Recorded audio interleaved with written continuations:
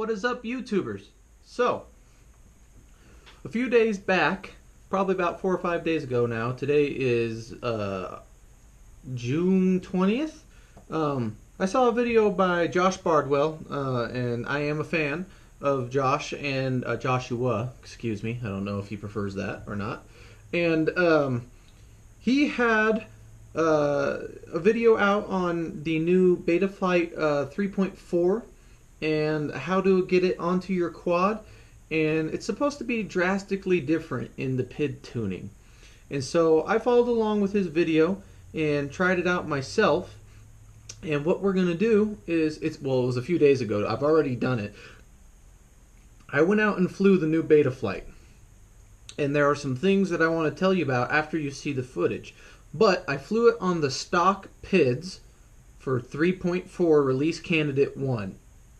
And then I came back, and in the wiki page for 3.4, there are also some suggested tunings or general tunings for, say, freestyle versus a race quad, a heavy quad, light quad, that kind of stuff.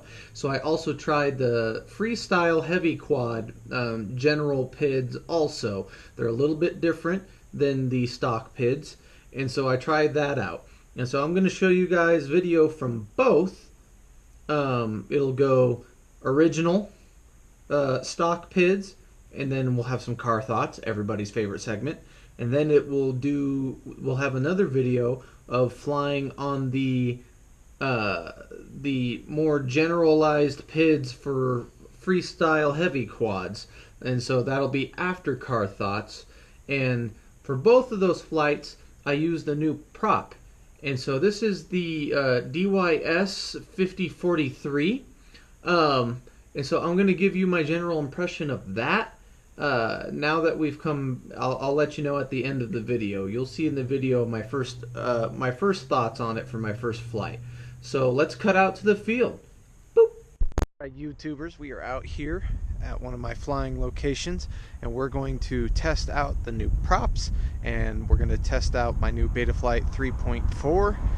It's a candidate release, so I'm not expecting this to go well. Maybe it'll get all messed up and crash, but here we go.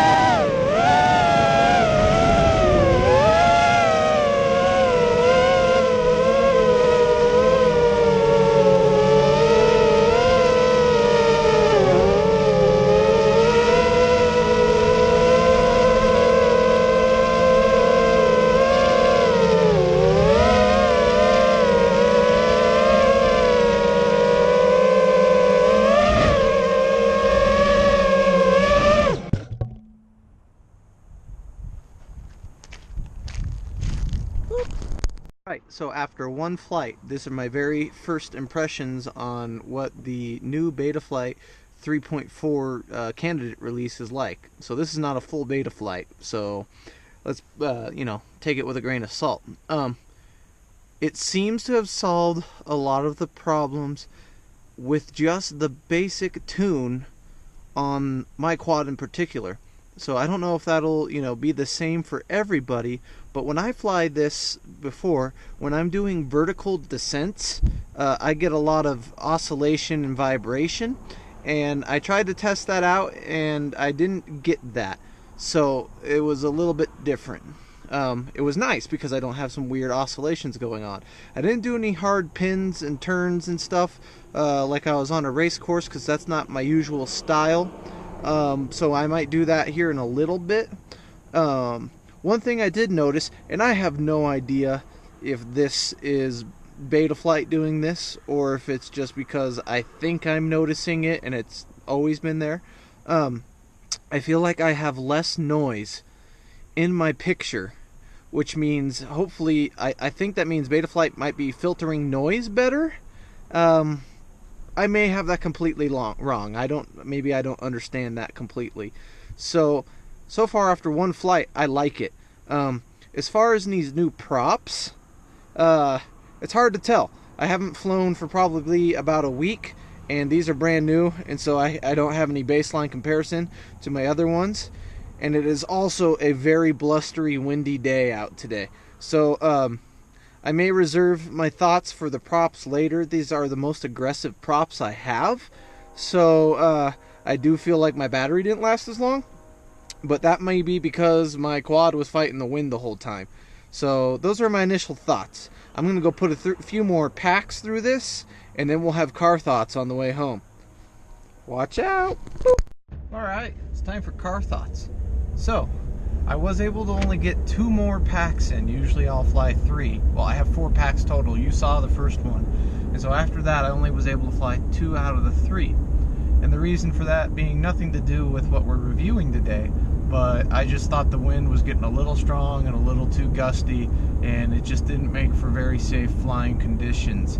I mean, I could have handled it, and I did handle it, but I just felt like, why even risk it?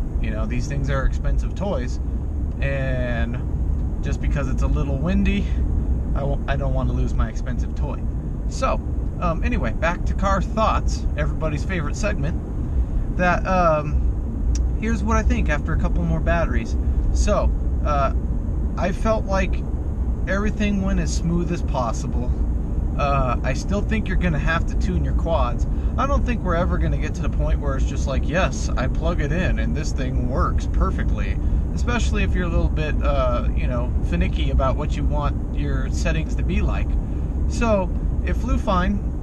It did fix my my oscillation problems, my vibration problems on descent, but I am getting a little bit more vibration in my harder turns, is what I've noticed after doing a few more flights with those settings. Now, in the Betaflight's wiki, there are some notes on what you can do for your quad as far as tuning, and they give you some like presets based on your flying style. So me being more of a freestyle, I'm not really a racer, but I'm also not really all that good at freestyle. But I would say I lean more towards the freestyle portion of the hobby. That they gave some presettings that they should do.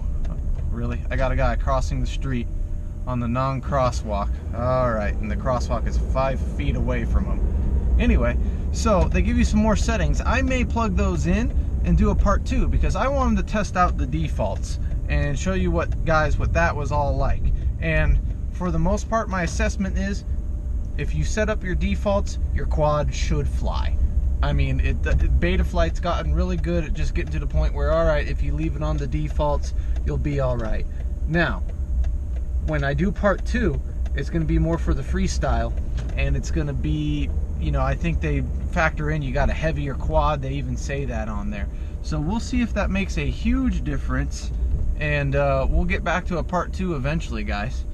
Alright, Thanks for watching. I'm not at home, I'm at the ATM. I got stuff to do today. And that's all I gotta say.